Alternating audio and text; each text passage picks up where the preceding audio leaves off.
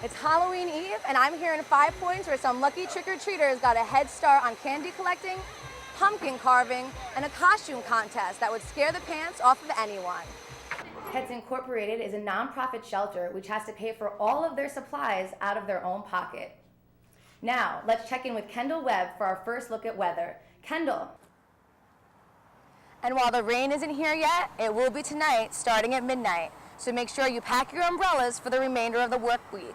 I'll be back with how much rain you can expect after the break.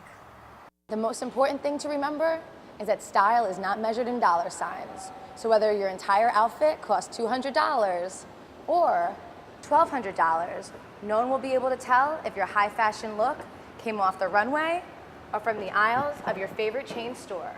Aryana Oveissi, Carolina News.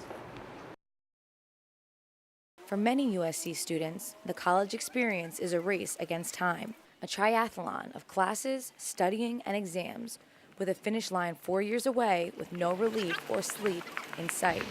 To accommodate students, the school library stays open around the clock and is stocked with espresso and energy drinks. But some students are finding the boost they need inside of a prescription bottle. The USC students interviewed wished to remain anonymous. A majority of college students at one time or another have at least tried it or depend greatly on prescription Adderall when they're not prescribed it. Adderall, a strong mixture of amphetamines given to treat attention deficit hyperactivity disorder, appeals to students because keeps me from, instead of like caffeine, it keeps me up for longer periods of time and helps me focus and keep me from distracting from other things. Dr. Mark Harari works with the university and says the trend of Adderall abuse among students referred to him is on the rise. It's not unusual where I see someone, and I pretty much ask them, I'm not going to get you in any kind of trouble, but have you ever tried Adderall without it being prescribed? And more often than not, I get a yes. But just how serious is the problem? According to a 2005 report by the National Center on Addiction and Substance Abuse, a survey of college students from 119 schools nationwide found that 1 in 4 has misused prescription stimulants such as Ritalin or Adderall.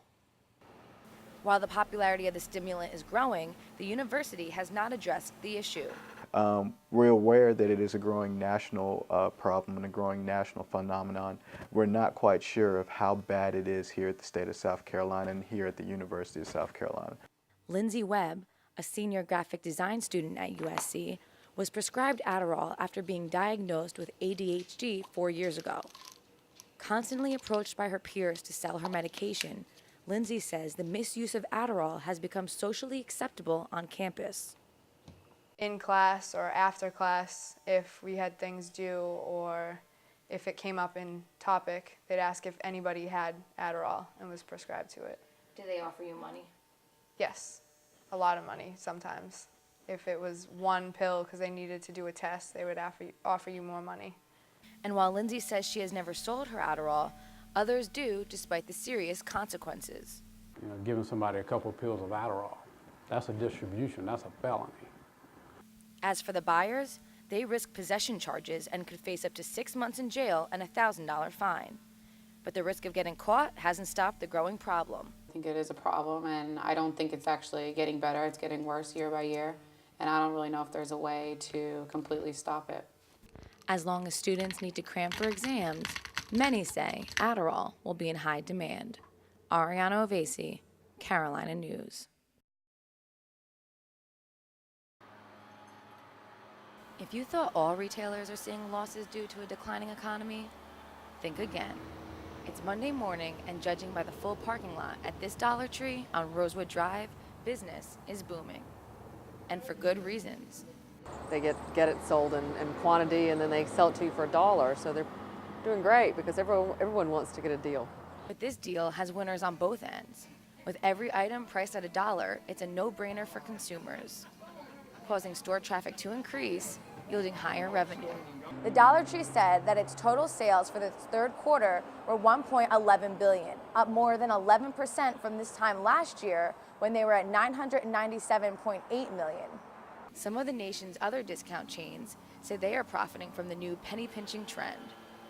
But some customers we talk to say the larger discount warehouses can't compete with the bargain of a buck. Well, the way things are, you got the best prices, and like, let's see, Walmart, all the rest of the grocery stores done went up on prices. Certain items, they done cut back on a whole bunch of stuff. So you come here and you can get more than what you can in a regular store. Price isn't the only reason shoppers say they pick the Dollar Tree.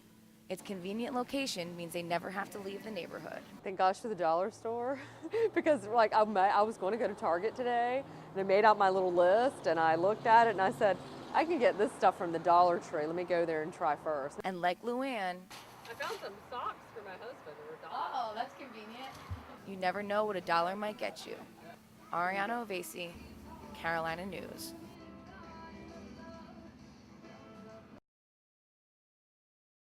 Kristen Marchese is a senior graduating in May with a 3.8 GPA. And while you may think she spent her college career in the library, think again. I'm sorry.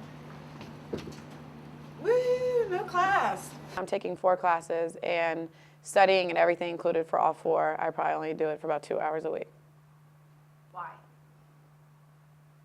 Because I can get away with it. I've made it this far, so why start now studying too much? But Kristen isn't the only one. Of 380,000 randomly selected freshmen and seniors from 722 four-year colleges, 1 in 5 college seniors and 25% of freshmen go to class without completing readings or assignments. 36% of college seniors and 25% of freshmen who reported not doing their work still make A's. Here at USC, some freshmen agreed. And how many hours a week do you think that you would spend preparing for classes? Probably like 3 or 4. My calculus class, I don't really go to, but I still get a 95 in, so. Went to like a magnet high school, so it was really hard for me there, so this is kind of a little bit easier for me.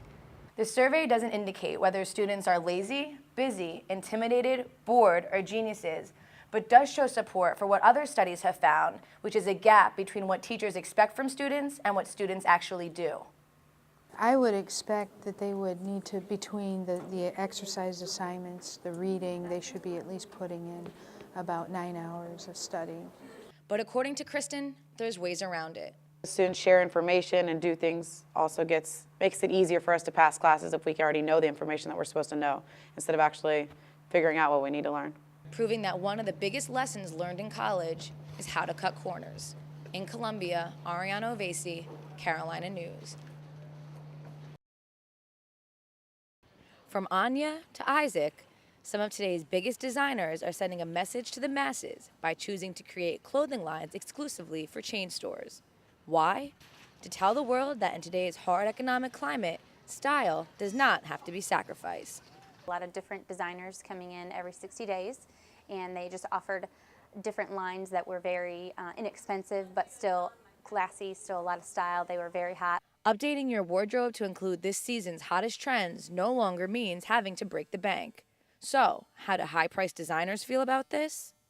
Well, I think if you think about it, like you can either have one really good quality piece or you can have 3 things that you'll probably end up replacing in 8 months to a year.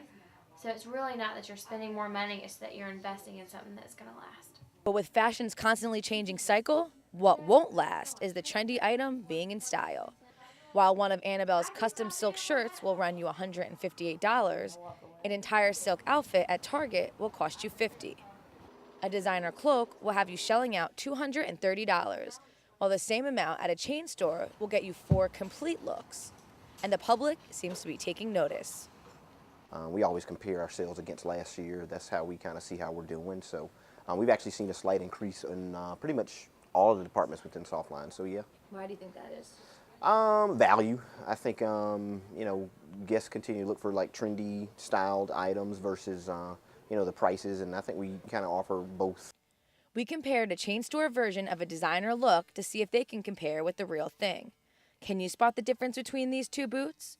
The one on the left costs $160, while the one on the right from Walmart costs $12. And while the $12 boot will not last the lifetime warranty that the UGG boot promises to, it sure looks the part. The most important thing to remember is that style is not measured in dollar signs. So whether your entire outfit costs $200 or $1,200, no one will be able to tell if your high fashion look came off the runway or from the aisles of your favorite chain store. Aryana Oveissi, Carolina News.